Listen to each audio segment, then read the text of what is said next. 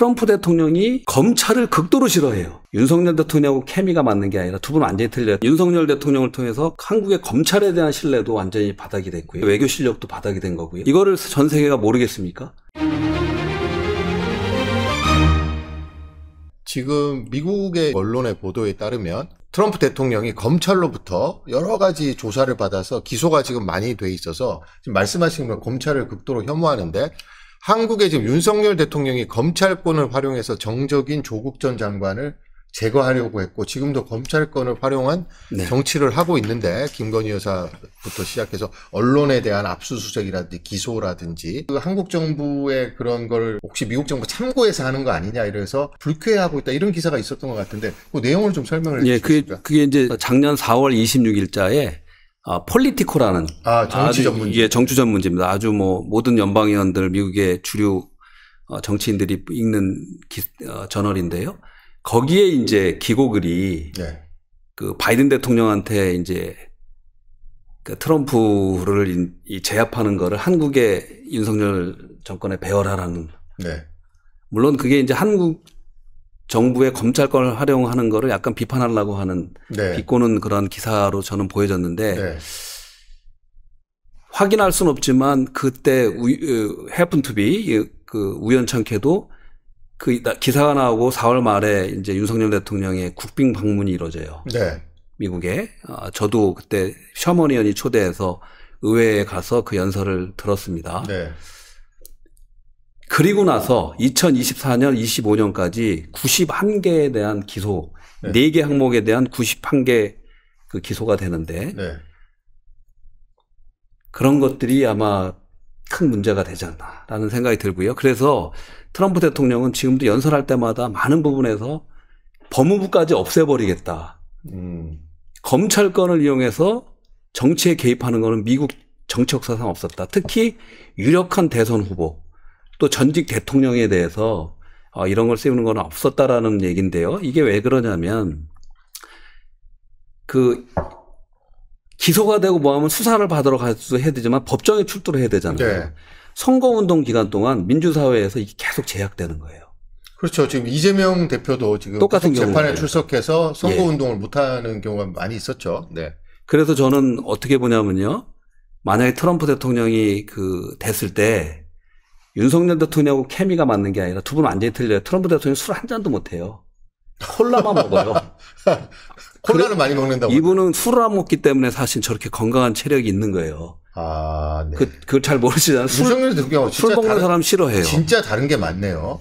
그러니까 겉에 어피어런스, 이게 외모 보고 스타일만 봐서 그렇게 생각을 하시는데 저도 뭐 트럼프 대통령이 막말하고 뭐 옛날에 기업 활동했을 때 그런 행적들은 제가 동의하지 않습니다. 그렇지만은 이분이 정치인으로서 변하면서 추구하는 것들은 우리가 그거를 그렇게 하도록 만들어야 되는 부분도 있다라는 말씀 드리고 또 하나 이제 말씀드리니까 검찰권을 이용한 이 정치 행위, 검찰을 웨퍼나이즈 하는 거, 무기화하는 부분들은 지금 한국에서도 말씀이 벌어지고 있잖아요. 지금 매우 심각한 문제죠. 야당 정적을 검찰권을 위해서 죽이는 거. 이거는 트럼프가 가장 싫어하는 부분이고 이런 부분에서 오히려 이재명 대표님이 들으실지 모르겠는데 트럼프 대통령은 이재명 대표한테 오히려 이 연민의 감정을 느낄 수 있다는 점이 그렇네요. 듣고 보니까. 자, 그러면 똑같습니다.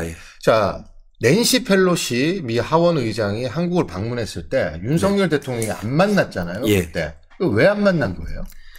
이거는요, 정말 이 여야를 떠나서 한미 동맹이 그렇게 중요하다고 하는 나라에서 그 미국과의 관계를 어떻게 해야 되느냐를 잘 모르는 그런 아주 실수라고 보여집니다. 잘 몰라서 그런 거예요? 피한 거예요? 그 중요성을 모르는 거죠. 몰라서 저도 만약 피했다면 그건 대통령 자격이 없죠. 저는 좀 부담스러워서 피한 거 아닌가. 머리도 아프고 막 낸시 펠로시가 보통 노련한 사람이 아니고 깐깐하고 하니까 준비를 많이 하고 들어가야 되잖아요. 근데 뭐 또 이분이 미 의회에 대한 이해가 부족하다 보니까 뭐 대통령이 아니라 뭐 하원 의장 출신을 내가 굳이 뭐 이렇게 생각했을 수 있지 않았을까 저는 그렇게 봤습니다. 안타깝게 우리도 주권 국가지만 뭐 이렇게 우리가 뭐 여기서 또 진보 민주 세력에서도 뭐 대통령이 뭐 외국의 국회의장 만날 필요 있느냐 뭐 이렇게 말하는 분들이 있을지 모르지만 외교 현실은요. 미국은 세계 최강국이에요. 미우나 고우나. 외교는 우리가 이념적으로 내가 이게 옳아 이렇게만 해야 돼 이렇게 되는 게 아니에요. 그건 우리 삶을 내가 옳은 쪽으로 살아가는 거지 내가 옳다고 판단한 철학적으로 살아가는 게 맞는 거지 국정을 운영하고 내가 회사를 운영했을 때 내 양심적으로만 또 내 철학대로만 되는 게 아니라 현실에 맞는 그 외교들을 해나가야 되는데 미국은 어쨌든 최강국이에요. 그래서 지금 남북 문제도 우리끼리 못 풀기 때문에 미국의 힘이 사실은 한반도 문제는요.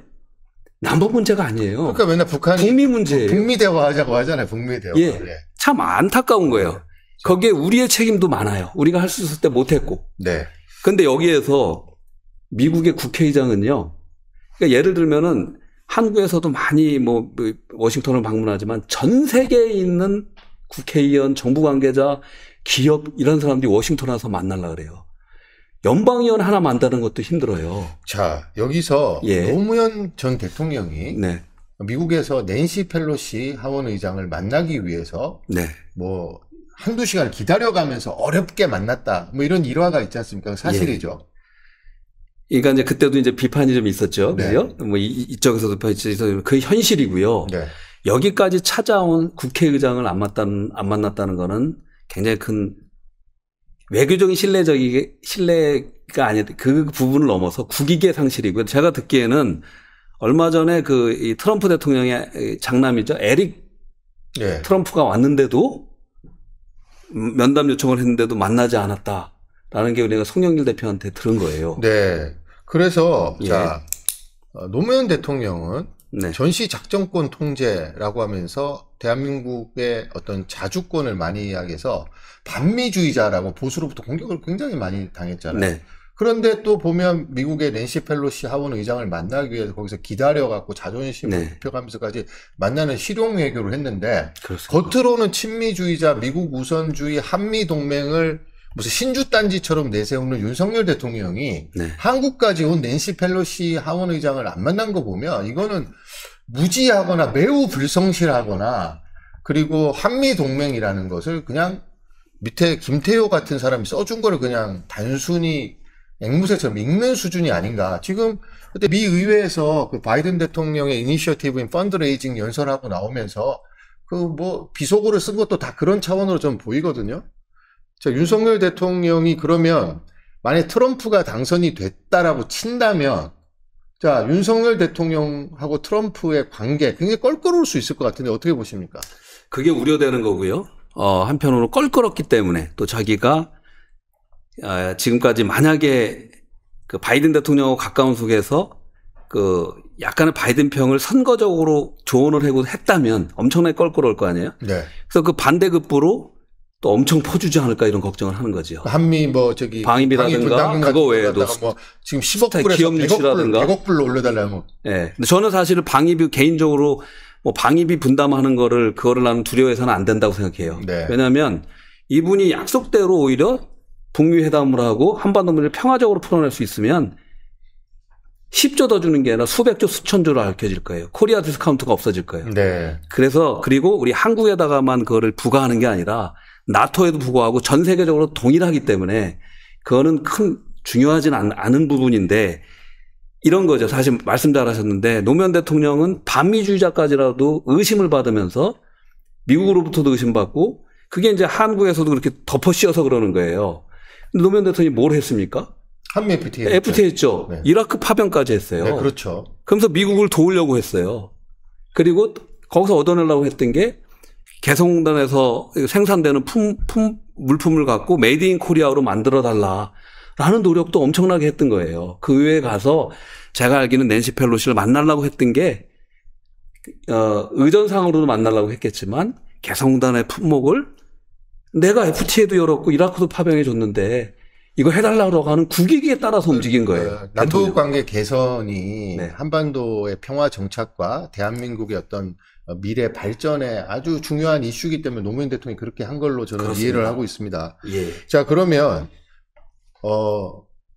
트럼프는 생각과 다르게 또 지금 한 번 했다가 낙선을 했는데 네. 지금 다시 공화당의 후보가 돼갖고 당선 가능성이 이렇게 높은 걸 보면 대통령으로서의 정치적 역량이 꽤 있는 걸로 보이거든요. 그러면 지금 윤석열 대통령은 정치 경험이 전무한 상태에서 대통령이 된 건 비슷한데 지금 보면 대통령 노름에 심취해서 행사만 가지 정말 국가의 중요한 어젠다에 대해서 참모하고 장관을 불러놓고 토론해서 결론 도출 이런 거는 지금 안 하고 있거든요.